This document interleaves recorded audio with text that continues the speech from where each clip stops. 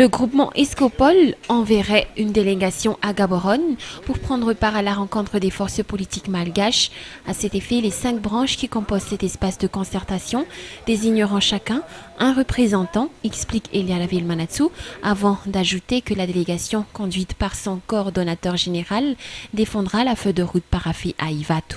L'Escopol va envoyer une délégation, je dirais, assez importante. L'Escopol sera à Gaborone pour défendre la feuille de route. Et c'est une chose, ce qu'il y a écrit là-dedans, c'est comme on a toujours dit, la plupart des textes qui sont dans cette feuille de route est déjà l'ensemble ou la synthèse de tous les textes dans les accords précédant la feuille de route.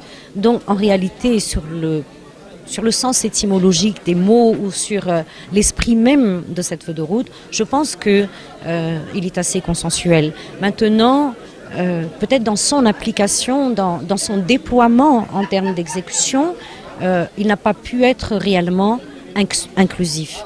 Nous pensons sincèrement que les politiciens malgaches aujourd'hui devraient avoir la sagesse, et nous invitons déjà tout le monde à se rejoindre dans les jours qui précéderont le départ à Gaborone pour se consulter et voir dès à présent ce qui pourrait être, je dirais, les différents accords qui resteraient sur la mise en place de ce déploiement de la feuille de route.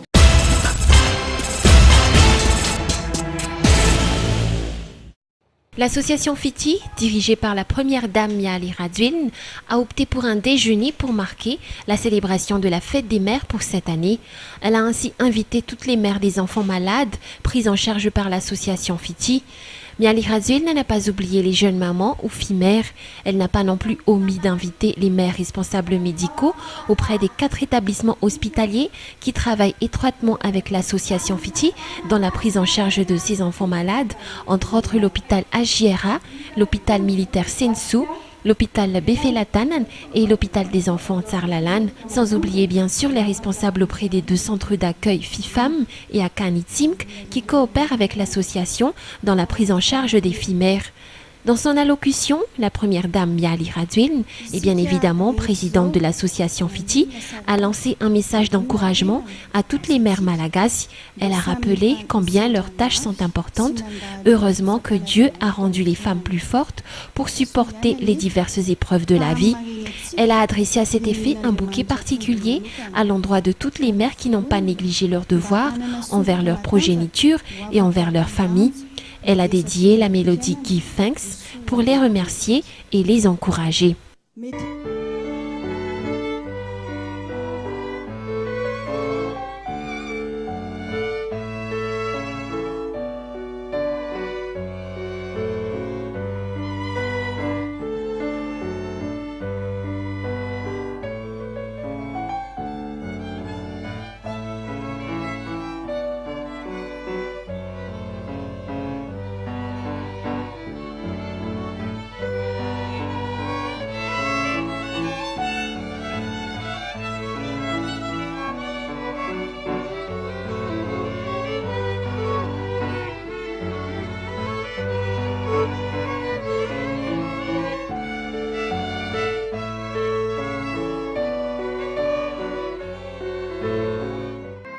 Toutes celles qui ont répondu à l'invitation de l'association Fiti ont été satisfaites et n'ont pas su cacher leur joie dans cet élan de soutien et de solidarité qui va sans nul doute les encourager dans les énormes tâches qui les attendent.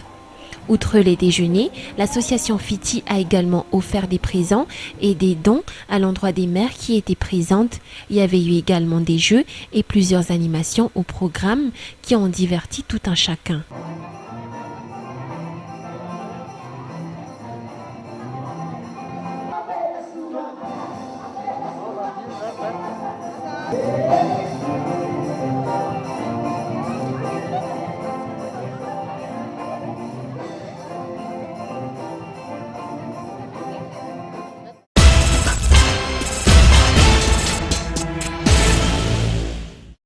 Linda est une jeune fille âgée à peine de 13 ans. Elle a été victime de violences sexuelles à l'âge de 12 ans. Elle était tombée enceinte et a mis au monde un petit garçon qui s'appelle Niav et qui a maintenant 1 an et 5 mois et qui se porte bien, entamant tout juste ses premiers pas et ses premiers mots. Linda a été prise en charge par l'association Fiti et son accouchement s'est bien déroulé. Elle a été éduquée et prise en charge au sein du centre Akan Tsimkadanusia Varaj. Jusqu'à maintenant, elle y resterait jusqu'à ce qu'elle arrive à subvenir seule à ses besoins et à celui de son enfant. Linda figurait parmi les jeunes mamans qui ont été conviées par l'association Fiti pour célébrer avec elle la fête des mères pour cette année. La première dame, Miali Radzun, a présenté le cas de Linda et a incité toutes les mères présentes à lever la tête et ne pas perdre courage dans la lourde tâche qui les attend. Rappelant que Linda figure parmi les 126 jeunes filles qui sont devenues mères et qui sont accueillies par le centre Akan Tsimkadanusia Varaj. Elles ont toutes été victimes d'agressions sexuelles perpétrées par la société où elles vivaient.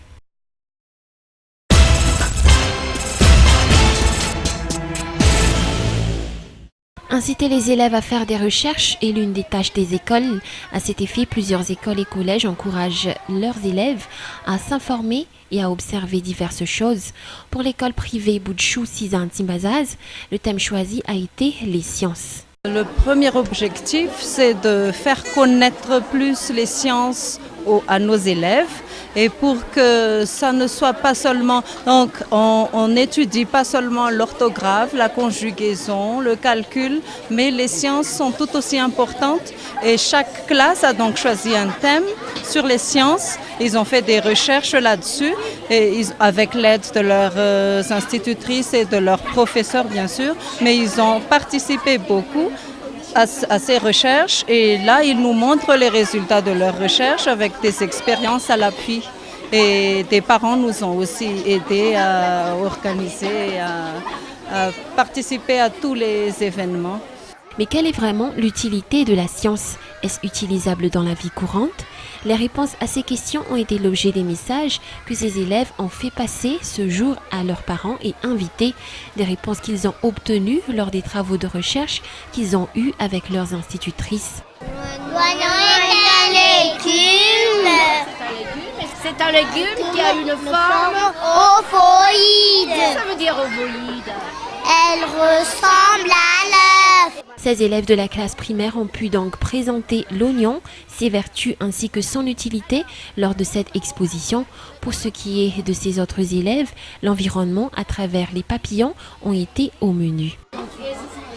Le plus grand papillon du monde s'appelle Atlas, qui mesure 30 cm. Quant aux plus grands, ils ont focalisé leurs recherches sur les bougies, les papiers, l'eau et le savon. L'application du savoir artisanal est d'abord il faut caraméliser le sucre, puis en ajoutant le poudre de charbon et il faut faire fondre la graisse d'animal, puis en ajoutant le jus de sisal. En fusionnant le tout, on ajoute le cendre.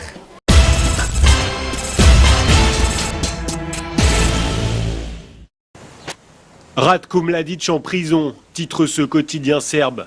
À Belgrade, l'arrestation de l'ancien chef militaire des Serbes de Bosnie fait la une de tous les journaux. Ici, la nouvelle suscite de vives réactions, la colère pour beaucoup, mais pour d'autres, le soulagement. Ce n'est pas un succès pour la Serbie, c'est plutôt l'effondrement de notre nation. Mladic est un héros national, il ne fallait pas se débarrasser de lui comme ça. Dieu merci, c'est fini. Il devait répondre de ses actes. Ce n'est pas le pays tout entier qui était responsable. J'espère que les Occidentaux comprendront cela. Et justement, avec cette arrestation, la Serbie fait un pas de plus vers l'Union européenne. Coïncidence peut-être, Catherine Ashton, la chef de la diplomatie européenne, était à Belgrade au moment de la capture de Mladic. Elle a vivement félicité Boris Tadic, le président serbe. Vous et moi avons discuté à de nombreuses reprises de votre détermination à rendre la justice et c'est un grand privilège d'être ici le jour où vous remportez cette victoire. C'est un jour important pour ce pays, mais aussi pour tous ceux qui pleurent encore leurs disparus. Après 15 ans de cavale, Ratko Mladic a été arrêté dans cette maison du village de Lazarevo, au nord de la capitale. Il n'a opposé aucune résistance. Image furtive de l'ex-fugitif, on l'aperçoit derrière ses policiers, en blouson noir et casquette sur la tête. Inculpé de génocide lors de la guerre en Bosnie, Mladic, 69 ans, doit d'abord comparaître devant la Cour spéciale de Belgrade. Il sera ensuite transféré à La Haye, siège du tribunal pénal pour l'ex-Yougoslavie.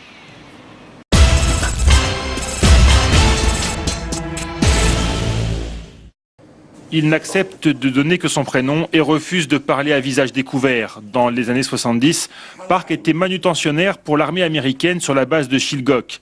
Il se souvient bien de ce jour où on lui a demandé d'enfouir sous terre des dizaines de barils. Le mot danger était écrit dessus. Quand j'ai demandé d'où il venait, on m'a dit du Vietnam. Quelques jours après, ils ont creusé un trou. Ils m'ont demandé de les jeter dans ce trou.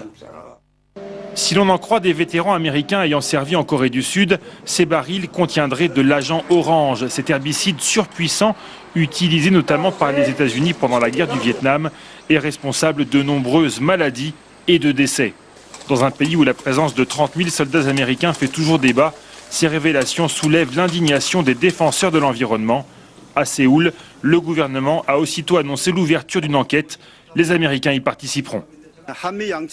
Dès demain, nous allons commencer à prélever des échantillons dans les nappes phréatiques autour de la base. Et nous enquêterons dans le camp lui-même à partir de la semaine prochaine. Interrogé à la radio, le commandant de la 8e armée américaine a promis que la zone en question serait passée au crible. Les militaires américains disent avoir retrouvé dans leurs archives des documents selon lesquels des produits chimiques ont bien été enterrés sur la base, sans préciser s'il s'agit d'agents orange.